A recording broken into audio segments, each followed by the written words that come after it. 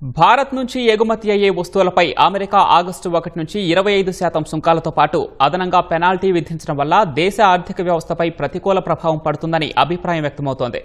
ఉక్కు, అల్యూమినియం, వాహన విడిభాగాలు, రొయ్యలు, జౌలి, రత్నాభరణాలు, ఎలక్ట్రానిక్, స్మార్ట్ ఫోన్లు సహా కొన్ని ఆహార ఉత్పత్తుల ఎగుమతులపై ప్రభావం ఉంటుందని నిపుణులు అభిప్రాయపడుతున్నారు.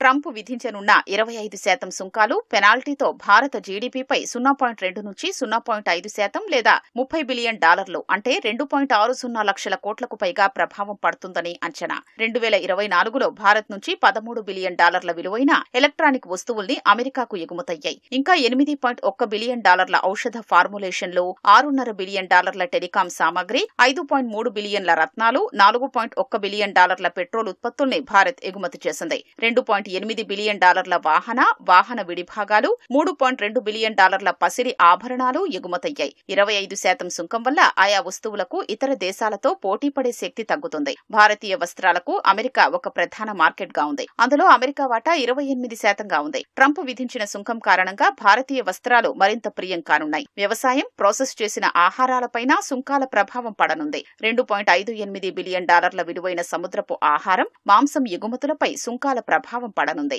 ట్రంప్ సుంకాల బాదుడుతో యంత్రాలు, రసాయనాలు, ఉక్కు రంగాలపై ప్రతికూల ప్రభావం పడుతుందని నిపుణులు అంచనా వేస్తున్నారు. ఔషధాలపై టారిఫ్ ఎంతో తెలియదు. భారత్ ఫార్మా ఎగుమతుల్లో అమెరికా వాటా 30%గా ఉంది. సుంకాల పెంపు కారణంగా అమెరికాలో భారతీయ వస్తువులకు డిమాండ్ తగ్గి ఆ ప్రభావం ఉత్పత్తి, ఆదాయంపై పడనుందని నిపుణులు చెబుతున్నారు.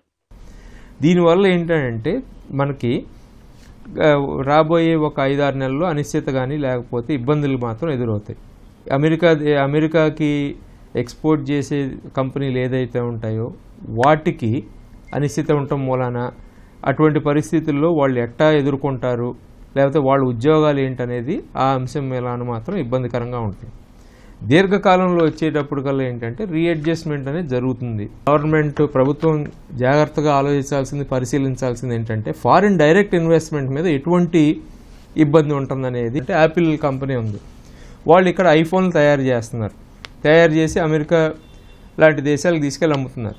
ఇప్పుడు వాటి మీద కనుక 25% లేకపోతే 50% కనుక సుంకాలు విధించినట్టయితే ఇంకా అమెరికాలో ఉత్పత్తి చేయడానికి ఇక్కడికి పెద్ద తేడా ఉండదు. కాబట్టి అటువంటి కంపెనీలు వచ్చి ఇక్కడ పెట్టుబడులు పెడతాయా అనేది ఉంటుంది.